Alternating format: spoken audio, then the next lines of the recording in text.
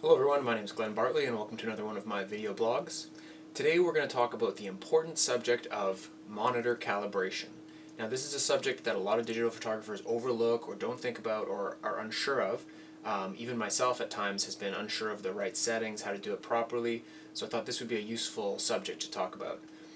Now the important thing to realize with monitor calibration is that you cannot do it by your eye. You cannot rely upon what you see on the screen to be accurate.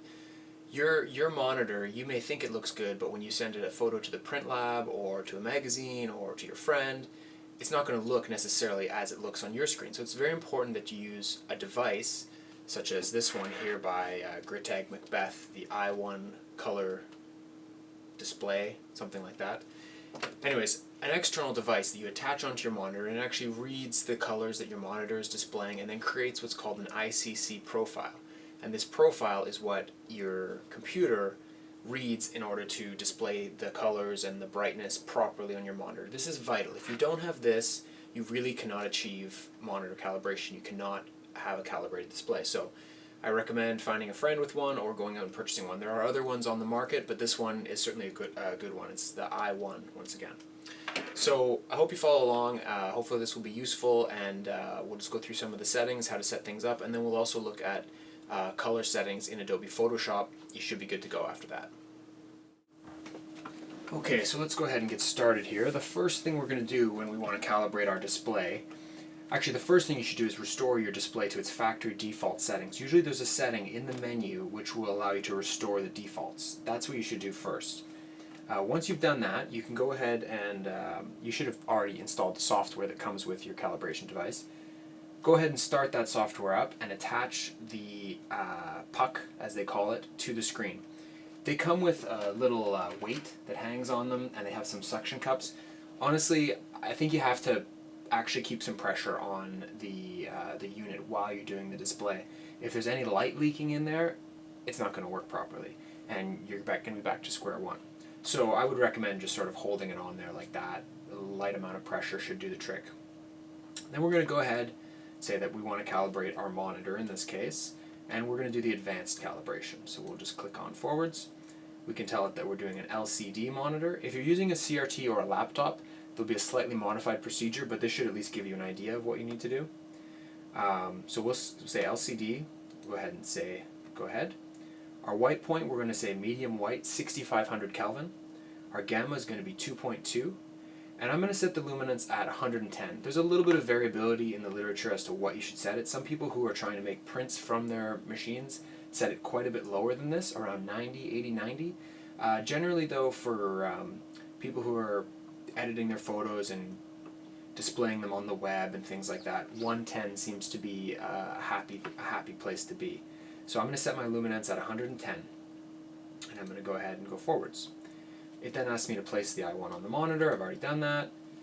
And it says to set the contrast to 100%. We're actually not going to do that. We're going to leave it at the factory default setting. Then it's going to ask us about the RGB presets. Again, we're going to leave them at the factory default setting. The only thing we're going to change is the brightness. So the next one is the brightness. And now is when I'm going to hit start. And I'm going to let it run through this series of...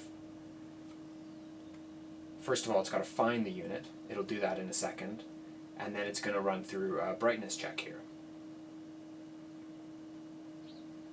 So you can see that it's right now it's trying to locate the puck on the screen. It's kind of lost over there, but it's finding it slowly. And once it does, it's going to be able to assess what's the current brightness and how does that relate to our target of 110. Looks like it's almost found it. There we go. So right now it's measuring the brightness with a few different colors. And we'll see where we're at here.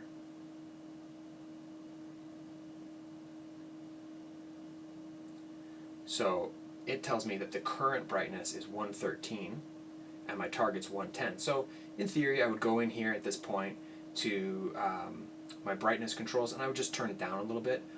You can see there's a little dial here. Once you've got it as close as you can to 110, you're done, and you'll go ahead and hit stop. The next thing you'll do is move forwards, and now at this point the program is going to go ahead and run through a whole variety of different shades and colors, and it's going to create an ICC profile for you. It takes between 5 and 10 minutes depending on your computer, so I'm not going to bore you with that. We'll flash forward here just one moment. So once the machine is done, the program is done going through all those different shades of colors, it's going to create an ICC profile, and it's going to actually set that automatically as the default one for your system. And that's pretty much it. At that point, you're done. You want to make sure that any other programs you use are using that default profile. You want to take a look at it. Hopefully things are looking pretty good, but it may be the case that you've been editing all your photos and you've been editing them on an incorrectly calibrated display. So your old photos may look off. That doesn't mean that the profiler didn't do its job. It may mean that your system was way out of whack. So this is a good way of profiling your monitor, and it's something that I really recommend doing, and I hope it'll help you with your photos. Now we're going to jump ahead and go into Photoshop and look at the color settings you should have in there, so just hold on one second. Okay, so here we are in Adobe Photoshop CS5, and we can take a quick look at our color settings here. If I go into Edit Color Settings, comes up here, and we can see that our working space is RGB, Adobe RGB 1998.